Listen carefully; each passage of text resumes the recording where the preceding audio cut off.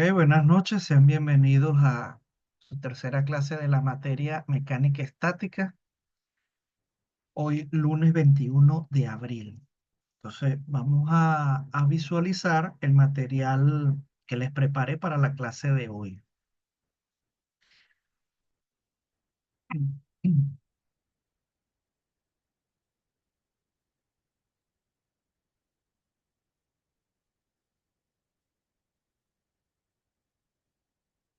Ok, esta imagen que estamos visualizando ahorita es el recordatorio del problema que resolvimos en la clase anterior. Es el primer problema, por eso que estamos viendo en el curso, por eso lo he denominado problema uno. En él veíamos entonces esas dos fuerzas, Q y P, que actuaban en un perno, que actuaban en un punto que hemos denominado A. Y allí la, la pregunta era determinar la resultante que se obtiene de sumar esos dos vectores que ustedes visualizan allí, el vector P y el vector Q. Finalmente habíamos calculado esos valores. Habíamos,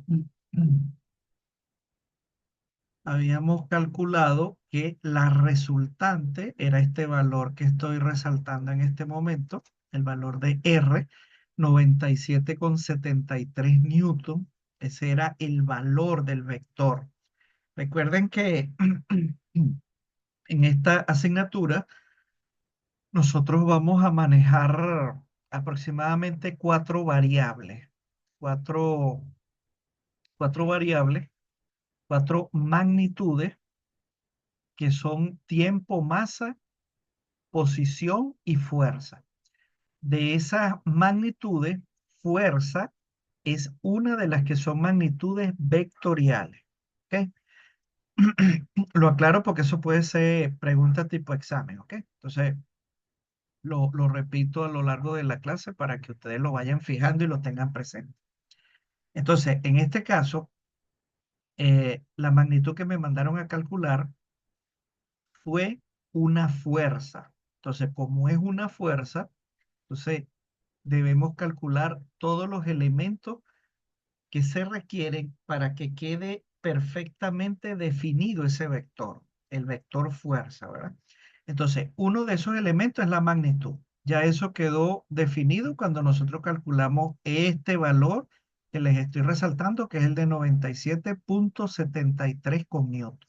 Esa es la magnitud o el módulo, como llaman otros autores. Ahora, lo que me faltaría para que quede definido este vector es su dirección y sentido. En este caso, nosotros hemos definido esos dos elementos al dar el ángulo, ¿verdad? Que es este que estoy resaltando en este momento, el ángulo de 35,04 grados. Ese ángulo alfa que lo estamos viendo, que está representado allí la regla del triángulo que estamos visualizando. Este ángulo que está aquí, que es denominado alfa, es el ángulo que se forma entre el vector resultante y la horizontal, que es nuestra línea de referencia. Entonces, al yo indicar este ángulo, ya con eso queda definido la dirección y el sentido de este vector. Esta es como la fórmula, la forma gráfica, digamos, de definir este vector. Y precisamente en la clase de hoy, una de las cosas que vamos a aprender hoy es cómo vamos a definir el vector, pero ahora de acuerdo a sus componentes rectangulares. Vamos a descomponer un vector en sus componentes rectangulares. Entonces, eso lo vamos a ver un poco más adelante. Entonces, hasta aquí fue que nosotros llegamos a la clase anterior. Vamos a continuar viendo la diapositiva. Y es importante que repasemos unos conceptos debido a que voy a incluir esa parte conceptual en la evaluación que vamos a tener la próxima semana. Entonces, debido a que esa evaluación va a contener unos conceptos, va a contener verdadero y falso, o selección simple, y por supuesto resolución de problemas, entonces, bueno, vamos a repasar unos conceptos formalmente en esta clase. Entonces, bueno, la imagen que estamos viendo acá es un pequeño bosquejo para que nos situemos en qué área del conocimiento, qué área de mecánica es la que nosotros estamos estudiando en esta materia. Entonces, observen que la mecánica se divide en tres áreas de conocimiento, ¿verdad? Cuerpos rígidos, cuerpos deformables y fluidos. Nosotros en esta materia vamos a estudiar son los cuerpos rígidos. Y de esos cuerpos rígidos también se dividen dos grandes áreas, que es la estática y la dinámica. Repito, en esta asignatura vamos a cursar es la parte de estática. Entonces, acá es donde nosotros acá donde les estoy resaltando estática, es donde nosotros vamos a cursar todo este semestre, en esta área. ¿Ok? Seguimos. Bien, el primer concepto, mecánica. Entonces dice que es la ciencia que describe y predice las condiciones de reposo o movimiento de los cuerpos bajo la acción de fuerza. Entonces ya aquí este concepto lo indica. Vamos a estudiar cuerpos o partículas que van a estar sometidas a fuerza. Y la acción de esa fuerza pueden producir o que el cuerpo esté en reposo, eso es cuando la sumatoria de las fuerzas de cero, ¿verdad? Se anula, puede generar que el cuerpo o la partícula quede en reposo, o si la sumatoria de todas las fuerzas que están actuando es diferente a cero, o sea, queda a la final una resultante con un cierto valor, entonces quiere decir que ese cuerpo o partícula no va a quedar en reposo, sino que él va a tener un movimiento. Y bueno, ya veremos cómo será ese movimiento, si es acelerado, y cuáles son sus características. Ok. Luego tenemos lo que les acabo de mencionar hace unos minutos, que entre los conceptos que vamos a manejar acá en el estudio de la estática, hablamos de cuatro. Hablamos de espacio, como se los estoy resaltando en este momento, de tiempo, masa y fuerza. Cuando nosotros estamos hablando aquí de espacio, nos estamos refiriendo es a que contamos con un sistema de coordenadas que me va a permitir a mí, a nosotros, ¿verdad? Los que estamos inmersos en esta disciplina, nos va a permitir ubicar, tener el vector de ubicación, tener longitudes precisas, tener distancia. Nos va a permitir tener esas longitudes de dónde está ubicada la partícula o el cuerpo y a dónde se reubicó pasado un periodo de tiempo t, ¿verdad? Entonces, a eso es lo que nos referimos con espacio, ¿ok? Es ubicaciones, es vector posición, es distancia, es longitud, es distancia recorrida. A eso se refiere con espacio. El tiempo, bueno, ya sabemos que es la cantidad de segundos o horas que dura un evento que está en estudio. La masa, la cantidad de materia y fuerza, que es la interacción. De todas maneras, ahorita vamos a ver esos conceptos con más claridad. Un último punto acá para repasar es que en el área de mecánica newtoniana, o sea, basado en los principios, en los estudios de Isaac Newton, con las tres leyes de Newton, en ese estudio de esa mecánica, la distancia, la magnitud de distancia, la magnitud tiempo y masa son conceptos básicos independientes entre sí y son magnitudes escalares. ¿Ok? Son magnitudes escalares. Eso quiere decir, este concepto es importante que tengan claro, ¿no? magnitudes escalares. Son aquellas magnitudes que para que queden perfectamente definidas, solamente hace falta decir su valor. ¿Cuánto valen? Solamente, ¿ves? Entonces, por ejemplo, si nosotros estamos hablando de tiempo, si queremos saber cuánto tiempo invierte un proyectil desde que es lanzado hasta que describe toda su trayectoria parabólica hasta alcanzar la altura máxima. Por ejemplo, queremos saber ese tiempo, desde que es lanzado hasta que alcanza su altura máxima en la trayectoria parabólica. Bueno, ese tiempo no tiene dirección. O sea, ninguno de ustedes al resolver el problema me debería, por ejemplo, decir que gastó 5 tiempos a la derecha, 5 tiempos verticalmente hacia abajo, 5 segundos. ¿Ve? O sea, es como ilógico decir algo así. Entonces, el tiempo es una de esas magnitudes que para que quede perfectamente definida, solamente hay que decir su valor. ¿Ok? A diferencia de las magnitudes vectoriales como la fuerza, que para que queden perfectamente definidas debemos decir todos sus elementos. La magnitud o módulo, la dirección, el sentido, e inclusive acá en esta asignatura en estática se habla como de un cuarto elemento, el punto de aplicación.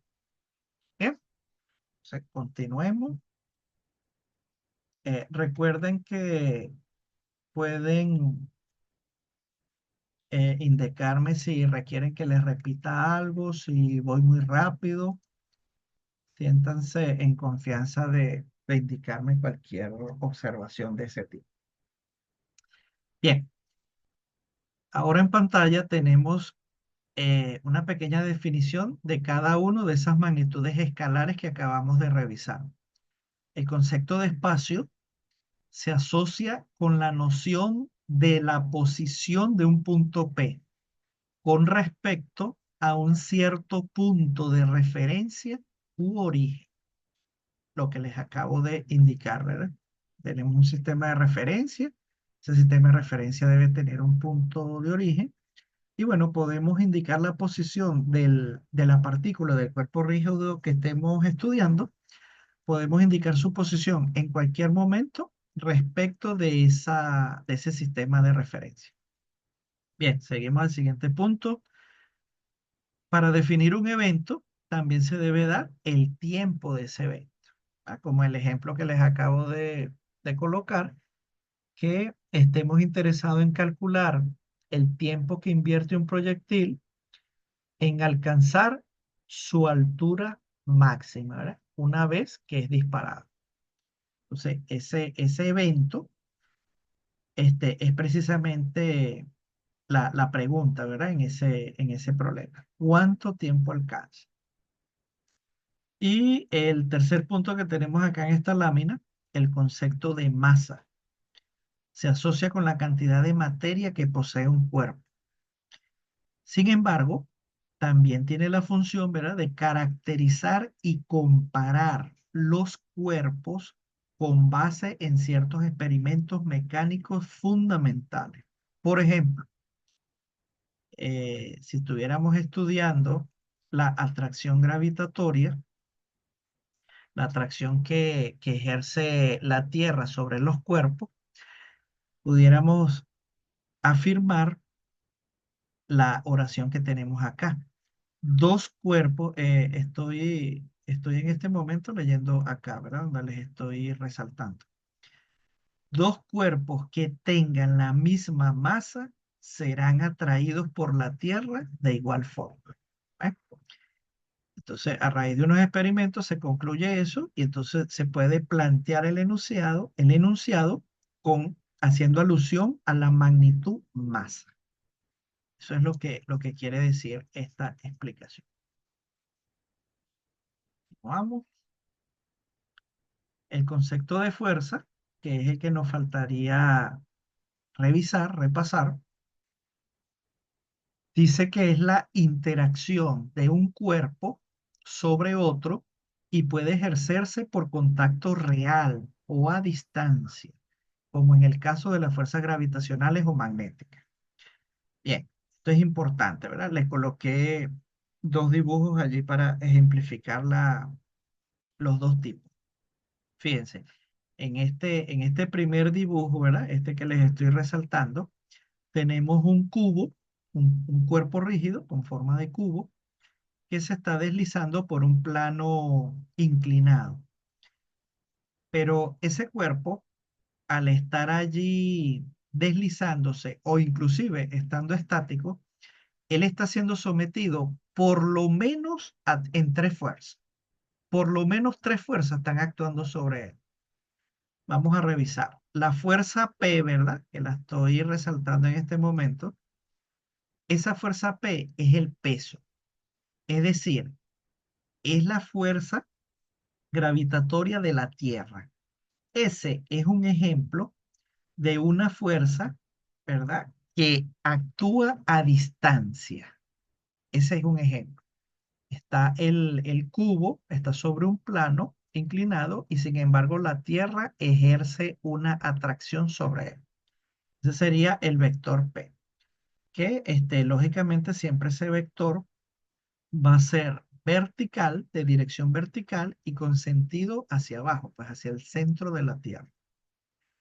Bien, en este mismo cubo también está una fuerza que la han representado en este dibujo con un vector de color rojo y es la N, ¿verdad? Lo han llamado la fuerza N. Eso significa de normal. Esa es la fuerza normal. Esa es la fuerza que actúa cuando hay dos superficies en contacto. Esa es la fuerza normal. Esa es su definición. Entonces, como acá está la superficie del plano inclinado y está la superficie de ese cuerpo rígido que es un cubo, ese contacto de esas dos superficies producen esa fuerza que se llama normal, que su dirección es perpendicular a a las superficies que están en contacto. Por eso pueden, si ustedes se fijan, si prestan allí atención especial en el dibujo, pueden percatarse que esta línea punteada que está aquí, que les estoy resaltando en este momento, esa línea punteada está señalando la dirección de la fuerza normal. Esa es la dirección. Ese vector actúa en esa línea, en esa dirección, en esa recta allí. Y fíjense que está dibujada de tal forma que esa línea punteada está perpendicular al plano inclinado. ¿Ve? Por eso es que ese vector normal tiene esa forma inclinada allí. Ok, y la tercera fuerza que estamos visualizando que actúa allí en ese cuerpo es la que está representada con este vector azul claro que yo estoy resaltando. Ese vector azul claro es la fuerza de roce. Por eso es que allí aparece FR. Eso significa fuerza de roce. Y claro, esa fuerza de roce siempre va a aparecer en menor o en mayor magnitud dependiendo de lo liso que esté en la superficie que están en contacto. Dependiendo la pulitura, el acabado que tengan esa superficie, esa fuerza de roce será mayor o será menor. ¿Ok? Pero fíjense, la fuerza normal es una fuerza que sí es de contacto. ¿Ves? Porque fíjense cómo es la definición que se las acabo de decir, ¿verdad? Es la fuerza que se produce cuando hay superficies de contacto, ¿verdad? O sea, al tener superficie de contacto, existe esa fuerza. Eso se los estoy resaltando porque estamos viendo ejemplos, como dice aquí el concepto de fuerza, que se los estoy resaltando, que es la interacción que existe de un cuerpo sobre otro, pero que esa interacción no necesariamente los cuerpos están en contacto real. Puede ser que estén a distancia y sin embargo ocurre la interacción. ¿Ves? Entonces, de esta fuerza que estamos viendo aquí en el plano inclinado, en el cubo, la fuerza del peso es a distancia, pero la normal es de contacto. Y les pregunto yo, ¿la fuerza de roce, qué piensan ustedes? ¿Es a distancia o es de contacto?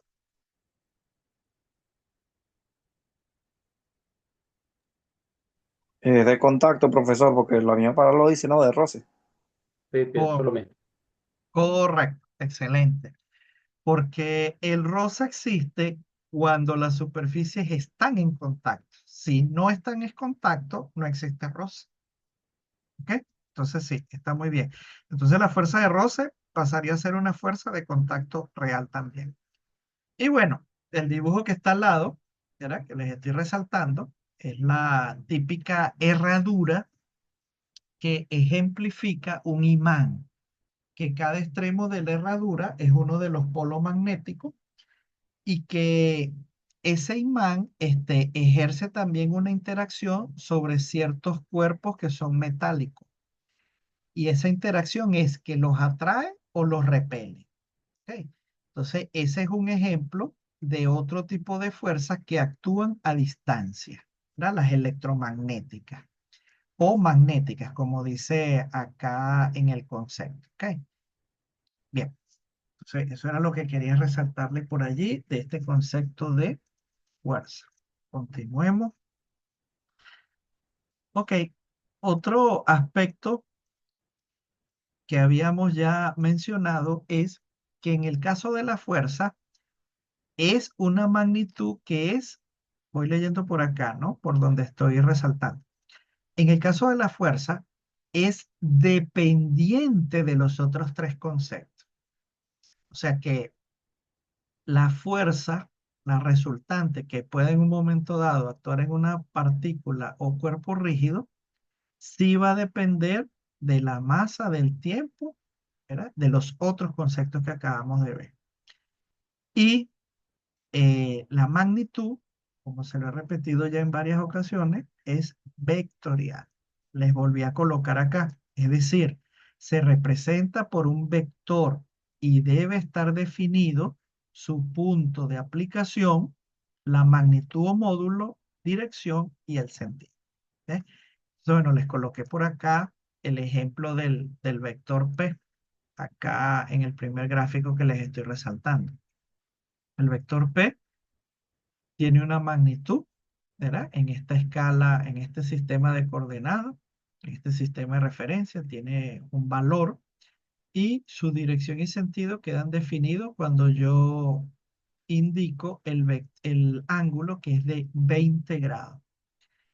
Ese es un convenimiento que también es importante que lo tengamos presente, ¿no?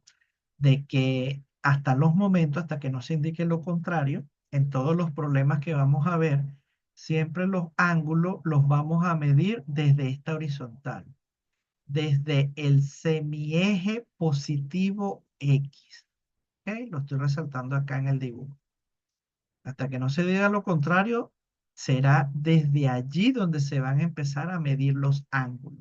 Y fíjense que por eso se lo coloqué aquí el arco que mide el ángulo, como lo estoy resaltando ahorita, que es una flecha, ¿ves? Indica que él se abre, ¿verdad? Nace en el semieje positivo X, allí nace y sube, se abre.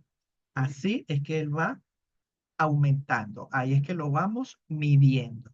20 grados en este caso de este dibujo. ¿Ok? Bien, veamos los otros dos conceptos. Fuerzas coplanares son aquellas fuerzas contenidas en el mismo plano. Muy, muy sencillo el concepto. Y fuerzas concurrentes, fuerzas que pasan por el mismo punto. Y le coloqué precisamente el dibujo del problema que resolvimos en la clase pasada. ¿Por qué? Bueno, porque esta fuerza Q y esta fuerza P, precisamente las dos, están actuando acá en la cabeza del tornillo, en el punto que hemos denominado A. Entonces, esas dos fuerzas son concurrentes porque las dos pasan por el mismo punto A. ¿Ok? Bien, sigamos. Bien, y bueno, la ley del seno y la del coseno que la vimos en las clases anteriores.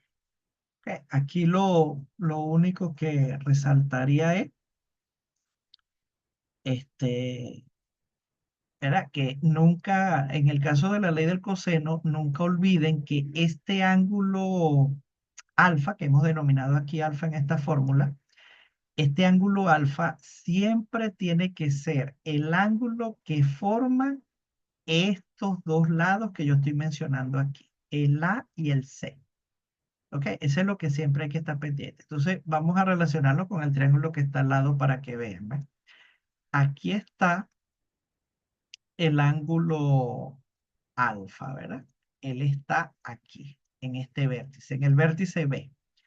¿Y cuáles son los dos lados que forman este ángulo? Bueno, el lado A, que se los estoy resaltando, y el lado C. ¿Ves? Y esos son precisamente los lados que aparecen de este lado de la ecuación. O sea, de este lado de la ecuación, los lados que tienen que aparecer es los lados que forman este ángulo alfa que yo estoy llamando ahí.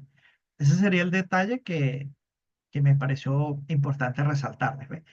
Del otro lado de la ecuación, ¿verdad? Como lo estoy resaltando ahora, va a estar, es el lado opuesto al ángulo. Y fíjense que así es. Aquí está el ángulo alfa y el lado que está opuesto es este, el B. Entonces, por eso es que aquí, en este lado de la ecuación, está el B. Entonces, bueno, esos son unos tips que son importantes que ustedes lo tengan presente para que en la resolución del problema no vayan a equivocarse. Y con respecto a la ley del seno, lo único que me pareció así interesante recordar es que ustedes lo pueden expresar de esta forma, como la primera línea que tengo aquí, que estoy resaltando, con los senos abajo y los lados arriba. Observen que aquí en los numeradores están los lados del triángulo y abajo están los senos de los ángulos, ¿verdad? Ok, pero también es válido plantear la ley del seno al revés, así como lo tengo acá en la última línea, como se los estoy resaltando, que los senos de los ángulos pueden estar arriba y abajo pueden estar los lados del triángulo. ¿Ok? Bueno, eso es lo único que me parece interesante de resaltar. Desde el resto, creo que lo hemos manejado todo bien. Bien, esto sería entonces los conceptos que considero que son importantes tenerlos presentes, tenerlos claros, cuáles son los conceptos que íbamos a manejar para que lo tengan allí presente en sus horas de estudio, porque cualquiera de estos conceptos les puede salir en la evaluación. Ok, si ustedes no tienen otra duda por allí hasta los momentos, entonces vamos a continuar. No sé si Víctor tiene una pregunta. Eh, Ahorita que está mencionando lo de la evaluación, ¿cuándo sería? ¿Para qué fecha? La evaluación está pautada para la próxima semana. Yo les voy a colocar en el aula virtual las instrucciones cómo van a resolver el examen, porque el examen va a ser ahí mismo en el aula virtual. Van a ingresar a la actividad y la van a efectuar allí mismo en el aula virtual, ¿ok? No es un archivo que yo este, les voy a enviar y ustedes lo van a tener así en físico y lo pueden imprimir y van a resolver ahí. No, la evaluación va a ser ahí mismo en el aula virtual. Entonces yo, con tiempo, le voy a colocar las instrucciones allí. Ustedes deben leerlas para que tengan feliz término de su evaluación. ¿Ok? Ajá, Daniela tiene una pregunta. No, profe. Ok, listo. Bien, entonces continuemos. Entonces, fíjense, ya de aquí en adelante sí es lo nuevo que tenemos preparado entonces para hoy. Antes de iniciar, solamente quería indicarles lo siguiente. Ya aquí en Zoom me dio el aviso de que en pocos minutos va a cortar la conexión, ¿ok? Entonces voy a explicar hasta donde me den los minutos y esperamos 5 minutos, creo yo que me permite. Esperamos 5 minutos, un break allí y después nos volvemos a conectar para continuar la clase, ¿ok? Ok, Bien, entonces comencé. Entonces fíjense, aquí les coloqué lo que tiene que ver con componentes rectangulares de una fuerza o de un vector. Podemos decirlo de las dos formas. En este caso, nosotros estamos trabajando vectores y fuerza es en el plano. Por eso es que allí lo coloqué en el título de la diapositiva, les coloqué fuerza en 2D. Porque después, la próxima clase, vamos a ver las coordenadas, las componentes, pero en 3D. ¿Ok? Entonces, bueno, hoy iniciamos con 2D. Dice así, en muchos problemas es conveniente separar una fuerza en sus dos componentes. Esas componentes son perpendiculares entre sí. En la siguiente figura, la fuerza F, es el vector azul que está allí, se ha descompuesto en sus dos componentes. Entonces, el primer punto dice, una componente que hemos llamado Fx, ¿verdad? Voy por acá para que me sigan en la lectura donde estoy resaltando.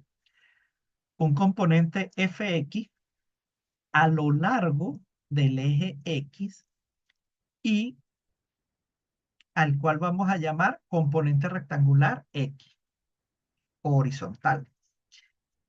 Ok. La segunda componente en que se ha descompuesto el vector F es Fy, acá como se los estoy resaltando, ¿verdad? Y se le coloca Fy porque ella está a lo largo del eje Y. Y la podemos llamar componente rectangular Y o la componente vertical, ¿ves? Y bueno, allí lo vemos en el dibujo, ¿verdad? El vector F, tenemos el ángulo alfa, que es el ángulo que me define su dirección.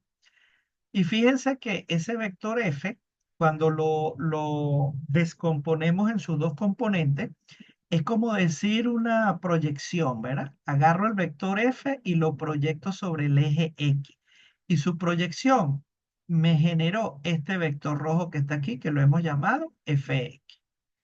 Ahora, la proyección de F sobre el eje vertical Y me generó este vector rojo que está aquí, que lo hemos llamado Fy. Y eso es, ese vector F se ha descompuesto en esas dos componentes. ¿Ok? Bien, seguimos leyendo.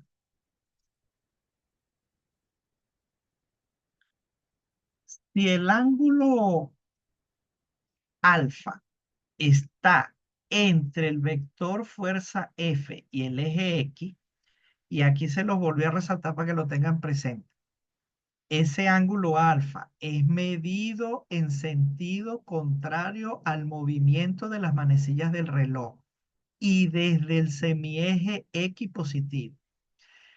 Entonces, si alfa es efectivamente ese ángulo, tenemos que las componentes escalares son. Entonces, a continuación, vamos a ver cómo se calcularían esas componentes, su valor, ¿ves? El valor de esos dos vectores rojos, cómo se calculan. Entonces, fíjense, esos tres vectores que tenemos allí, verá, las dos componentes rojas y el vector azul, el vector original, yo puedo proyectar o trasladar paralelamente, ¿verdad? Siempre les utilizaba esa frase. Aquí está, ¿verdad? Este vector que acaba de aparecer acá es, si se dan cuenta, es este mismo, el vector vertical Fy. Entonces, a Fy yo lo he trasladado paralelamente hacia acá. Estoy colocando aquí la flecha para que lo vean. ¿Ves? Lo he trasladado hacia acá. Es como decir que yo los voy a sumar. Si ustedes recuerdan cómo es que sumamos vectores en el método gráfico, con el método del triángulo, nosotros lo que íbamos a hacer era que trasladábamos paralelamente los vectores para ponerlo uno a continuación del otro, con el cuidado, ¿verdad? Con la atención de tratar de colocar el origen de uno que coincida con el extremo del otro. ¿Ok? Y eso es lo que hemos logrado aquí. ¿Ve? En este sitio hemos colocado el origen de uno con el extremo del otro. ¿Ves? ¿Cómo decir que los vamos a sumar? Por eso me lo traje para acá. Y bueno, al colocarlo allí, entonces